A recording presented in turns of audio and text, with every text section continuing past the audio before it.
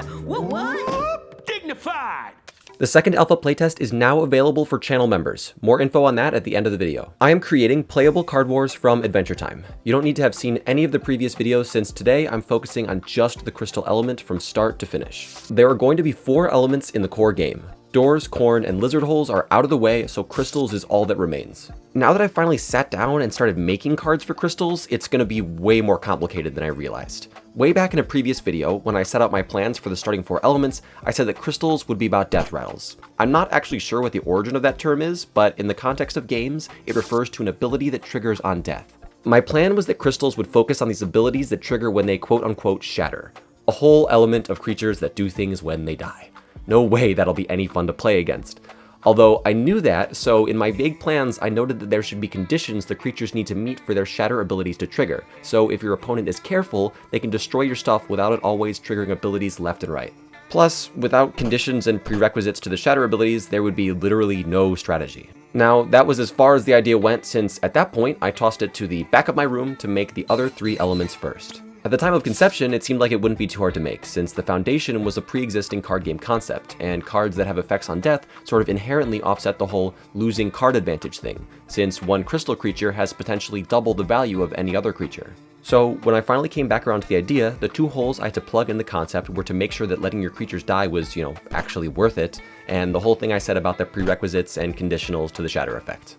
The former has to do with the whole card advantage thing I mentioned earlier. In this game, you never net gain cards, so each element has a unique way to keep themselves in the game. Corn gets dud cards in their hand to replace. Doors can create disposable doors to keep what they already have on the board alive without spending more cards. And lizard holes can pull weak creatures out of their discard pile with just a little bit of setup. Oh my gosh, I almost forgot to mention merch. We have merch. BigHoles.gay. That's our merch store. For real. I'm not joking.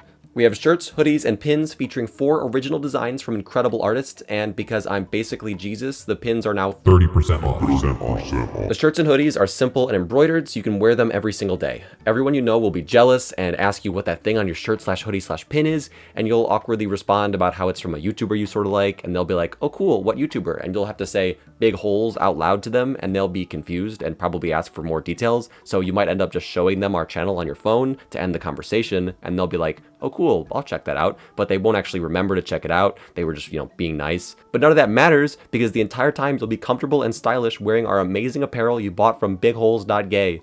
Back on track. Crystals needs to have some sort of card draw equivalence to keep them in the game like the other elements. If your whole game plan revolves around you letting your stuff get destroyed, then it really needs to be worth it. Otherwise, you're going to spend your whole hand and then all of your creatures will die and you'll have nothing left, obviously. My solution for this is actually mixed in with the solution for the other thing I needed to address, the need for prerequisites and strategy. If your creatures just give you extra value when they die, then you will just be attacking with them thoughtlessly and either get way too much out of them or just lose. Either way, the result is a boring deck. My first example ideas were things like, this creature only triggers its shatter ability if it dies in the enemy kingdom, but I didn't want to come up with unique conditionals for each and every ability. So instead I came up with this. When a creature shatters, it isn't so much triggering an ability as it is sending out a signal that triggers the abilities of other things with corresponding shatter effects. In a more mechanical sense, when a creature with a shatter keyword dies, all other cards you currently have with a shatter ability trigger their effect. So if my Fractal Sentinel dies, my Crystal Amalgam will make another creature in its land take 1 damage. Notice how the keyword shatter and the ability that triggers when other things shatter are different. It's also worth noting that Crystal Amalgam actually does have a prototypical death rattle as well, so maybe I'm a hypocrite, but I think including them sparingly is fine. We'll see with testing. The example I used here was a creature setting off the shatter ability of another creature, but actually the element will focus on structures with shatter abilities. Using structures will also tick my invisible checkbox for the elements to interact with the board positioning in a new way, since you're going to have to play around defending your structures a little bit. Essentially, you'll have creatures that defend your vital structures, which have powers that trigger when the creatures die. Things like buffing your creatures or letting you take more actions with them. Your opponent can then circumvent these shatter abilities if they can manage to take out your annoying structures or creatures strategically. They likely won't be able to avoid all of the shatter effects, but if you have one thing they definitely do not want to trigger, they can prioritize getting it off the board. Wrapping back around to the solution to the card advantage thing, the structures will be a sort of lifeline for the crystals, potentially having shatter abilities that sustain your board presence by creating more creatures on the death of your other ones. Creating extra creatures this way is going to be the hardest part to balance. I don't want the board to fill up in a never-ending cycle or have the crystal element revolve around time tiny replacement creatures. There's also the risk that the endgame with crystals will just be slow and drawn out from this cycle of free fodder creatures. When testing other elements, it's not uncommon for the game to come down to each player having one creature on the board, and if you have a structure that gives you more creatures on death, a 1v1 like that might be unlosable. At the start of this video, I played up how complicated this process is/was a lot, and yet there clearly wasn't a lot of difficulty getting to this point. Even though the foundational concept here isn't mind-blowingly complicated, actually crafting a deck of cards like this is. For one, crystal cards can't only be about the Shatter effect, at least in my opinion. I don't like the idea that it's overwhelmingly rigid like that. All of the abilities could inherently work well with Shatter, but I like making the cards have potential for other unique strategies. When just focusing on the Shatter mechanic though, something like a structure that buffs your creatures on Shatter, it isn't something I can simply tweak and fine-tune, since its effectiveness is also based on the amount of Shatter creatures in your deck and how often or likely they are to die. Plus, if you have multiple things that trigger on Shatter at once, and you will, I need to make sure that these combinations don't just break everything. Who knows though, maybe I'll just get lucky and I'll make the cards and it'll all just work, which is technically possible.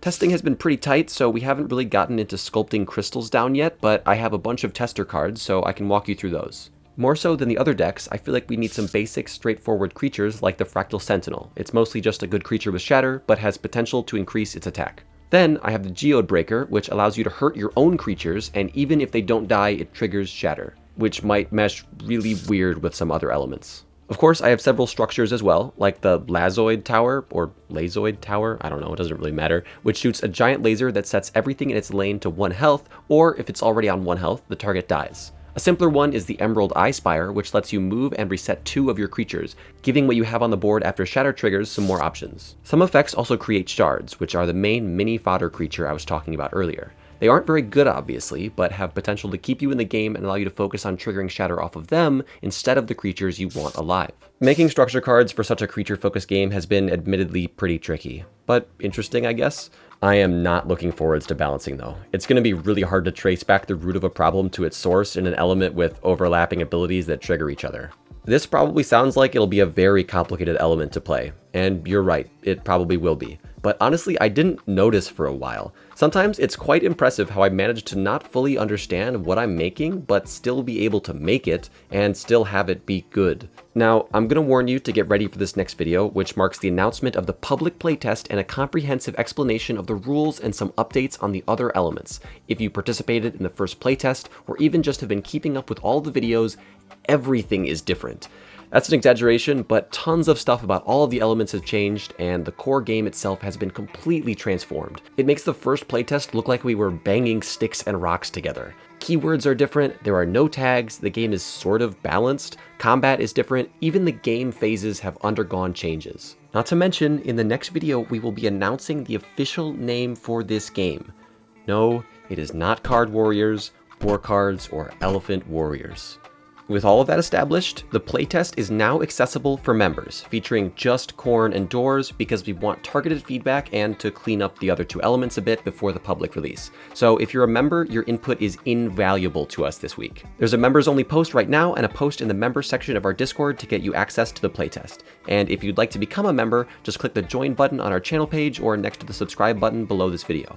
Thank you everyone for watching. I'm curious to see which element is instantly labeled as the degenerate element. I'm betting either doors or crystals will be the one that everyone dreads playing against, and that lizard holes will be for all of us true degenerates.